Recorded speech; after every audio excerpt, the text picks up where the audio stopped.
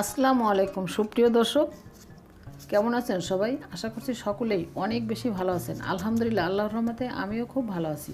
শাহানাজ কিচেনে আরও একটি নতুন রেসিপি দেখার আমন্ত্রণ সবাইকে। আজকের রেসিপিতে থাকছে কাঁচা আমের শরবত। এই গরমে মন প্রাণ ও কলিজা ঠান্ডা করার মতো একটি রেসিপি। এটা তৈরি করা খুবই সহজ আর খেতে খুবই মজার আর হেলদি তো বটেই। এটা খেলে আপনার মন ও প্রাণ দুটোই জুড়িয়ে যাবে আর শরীরে পাবেন প্রশান্তি। আশা করছি আজকের রেসিপিটা আপনাদের ভালো লাগবে। রেসিপি ভালো লাগলে লাইক, কমেন্ট ও শেয়ার করবেন আর চ্যানেলটি সাবস্ক্রাইব করে সাথেই থাকুন। তাহলে চলুন রেসিপিটা শুরু করি।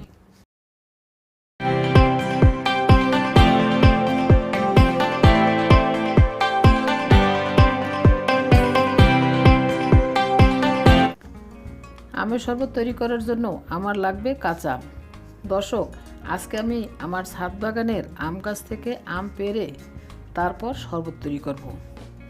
আম পাড়ার জন্য আমি চলে আসছি ছাদে। গাছে কয়েকটি আম ধরেছে, আমগুলি মোটামুটি বড় হয়েছে। আমি আপনাদের একটু দেখিয়ে দিচ্ছি।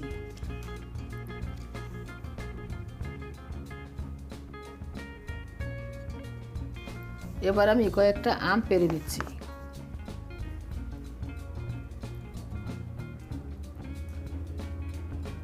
আমি এক এক করে 3টি আম পেড়ে নিলাম। এরপর লাগবে পুদিনা পাতা, তাই চলে আসলাম বারান্দায়। এখানে কত সুন্দর পুদিনা হয়েছে। আমি এখান থেকে কিছু পুদিনা পাতা নিয়ে নিচ্ছি।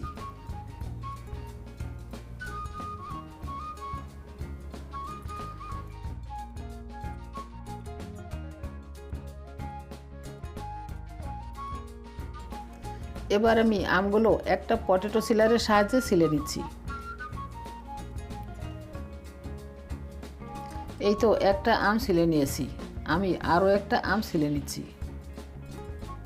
আমি 2টি আম ছিলে নিয়েছি আর এই 2টি আম দিয়েই শরবত বানাবো। এবার আমগুলো ছোট ছোট টুকরো করে কেটে নিচ্ছি। আমগুলো টুকরো টুকরো করে কেটে নিয়েছি। এবার ধুয়ে নেব। আমগুলি ধুয়ে নিয়েছি। এবার চুলায় একটা প্যানে কিছু পানি দিয়ে তার মধ্যে আমের টুকরোগুলি দিয়ে দিচ্ছি। এবার ঢেকে দিচ্ছি, অপেক্ষা করব আমগুলি সেদ্ধ হওয়া পর্যন্ত। আমগুলো সেদ্ধ হয়ে গেছে। আমি এবার প্যান থেকে তুলে একটা বাটিতে নিয়ে নিয়েছি। এবার ব্লেন্ডারের একটা জার নিয়ে তার মধ্যে আমের টুকরোগুলো দিয়ে দিচ্ছি। দিয়ে দিচ্ছি পুদিনা পাতা 1/4 কাপ পরিমাণ।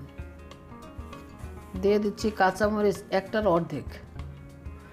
দিয়ে দিচ্ছি পিঙ্ক সল্ট 1 চা চামচ। দিয়ে দিচ্ছি ভাজা জিরার গুঁড়া 1 চা চামচ। লেবুর রস দিয়ে দিচ্ছি 1 টেবিল চামচ পরিমাণ। এবার প্রথমে সামান্য পানি দিয়ে ব্লেন্ড করে নিচ্ছি। এই তো ব্লেন্ড করে নিয়েছি। কালারটা দেখেন কতটা সুন্দর ও মিহি পেস্ট হয়েছে। এবার অ্যাড করে দিচ্ছি মধু। আমি এখানে কালো জিরা ফুলের মধু নিয়েছি। এটা খাঁটি অর্গানিক মধু। আপনারা চেষ্টা করবেন ভালো মানের ভালো ব্র্যান্ডের মধু ইউজ করতে। এবার দিয়ে দিচ্ছি আরও কিছুটা পানি। এখন আবারও সামান্য একটু ব্লেন্ড করে সব কিছু ভালোভাবে মিক্স করে নিচ্ছি।